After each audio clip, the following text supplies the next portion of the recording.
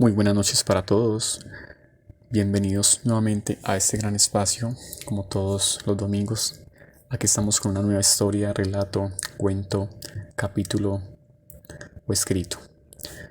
Hoy tendremos un tema interesante sobre los efectos de algunos accidentes cerebrales y síndromes misteriosos que pueden aparecer.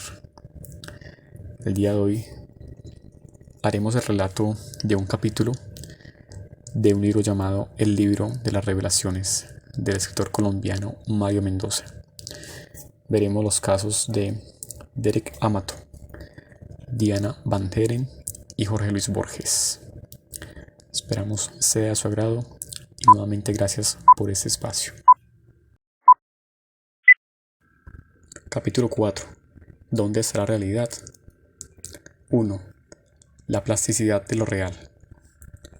Hay casos conocidos de personas que tras sufrir un accidente descubrieron que, de pronto, sus cerebros empezaban a manifestar talentos que hasta entonces no tenían. Los casos, por ejemplo, de pacientes que tras sufrir un golpe en la zona del lenguaje empezaron a hablar y a leer en una lengua que nunca antes habían estudiado. Pero hay historias aún más sorprendentes. Derek Amato se lanzó a una piscina en 2006 y sufrió un golpe severo en la cabeza. Cuando lo ayudaron a salir del agua, le escurría sangre de los oídos y estaba bajo un estado de conmoción que le impedía saber dónde estaba y con quién. Ya en el hospital le diagnosticaron un traumatismo severo que le hizo perder la tercera parte de su memoria y que le produjo una fotofobia permanente que lo obligaba a refugiarse en sitios oscuros, sin mucha luz. Pero lo más increíble es que Amato, que jamás en su vida había tomado una sola lección de música ni sabía leer partituras, empezó a visualizar notas y teclas por todas partes. Consiguió varios instrumentos y mostró en todos ellos un virtuosismo salido de lo normal. Amato ha compuesto ya 2 álbumes y toca cerca de 8 instrumentos con una seguridad pasmosa. El golpe le generó un síndrome savant adquirido, es decir, un conocimiento que surgió de repente en su cerebro para equilibrar la pérdida de la memoria y las otras fallas debidas al accidente. En 2007, la Asociación de Artistas Independientes le otorgó el premio del Artista Revelación del Año. Diane Van Heren sufrió de niña unas fiebres que casi la conducen a la muerte y que le ocasionaron ciertos daños cerebrales. Más tarde, de joven, sufrió ataques epilépticos, cuyos efectos logró contrarrestar gracias a medicamentos específicos y a un tratamiento permanente. Un poco después, tuvieron que extraerle una porción pequeña de su cerebro y empezó a sufrir de unos trastornos de memoria que la obligaban a anotar por todas partes sus tareas, sus obligaciones, cómo regresar a su casa. Sin embargo, de un modo paralelo, su cerebro le incrementó su fuerza y su resistencia física.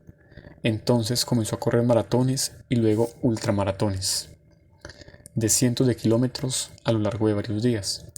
Su cuerpo no siente el cansancio habitual, sino que desarrolló una capacidad sobrehumana para sobreponerse a toda fatiga.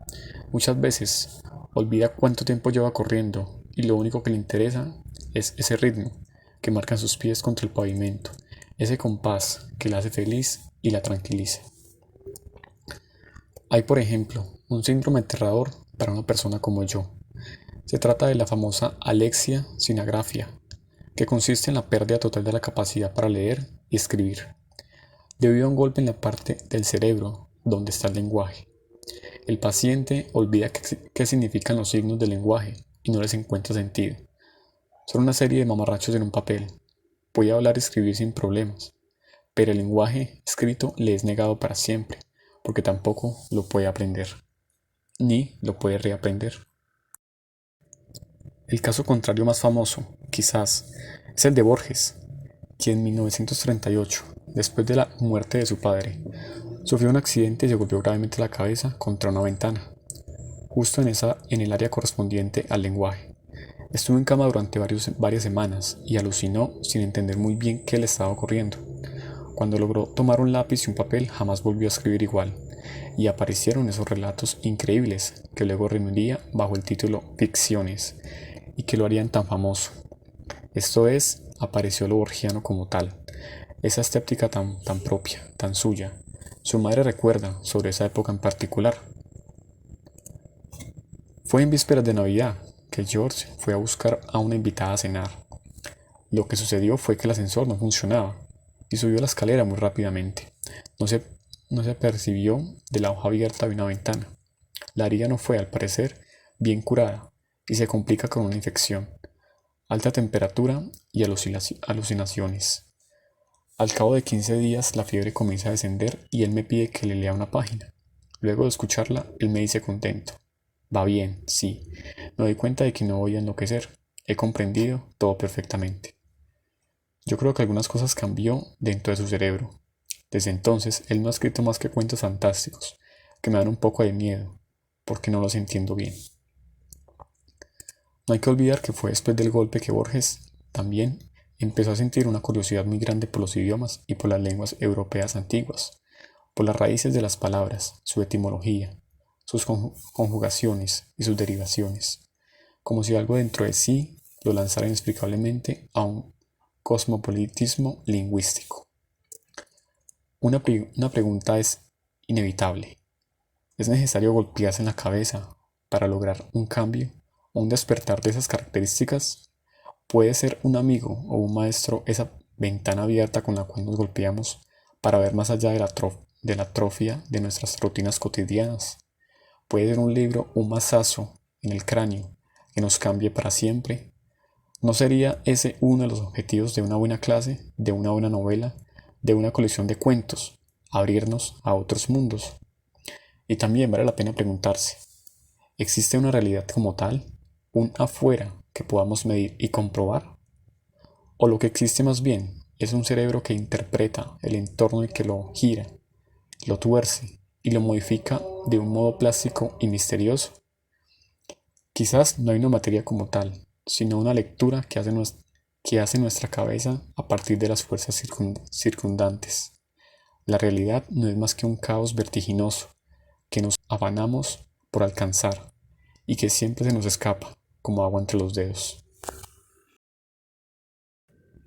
Bueno, estimados oyentes y teleoyentes, muchas gracias por escuchar este relato.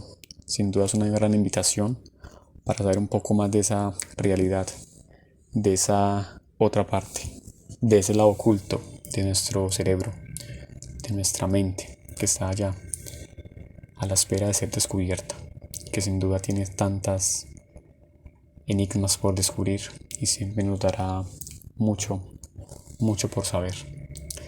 Muchas gracias por estar aquí en este capítulo de hoy. Somos Red Expresarte y nos esperamos en el próximo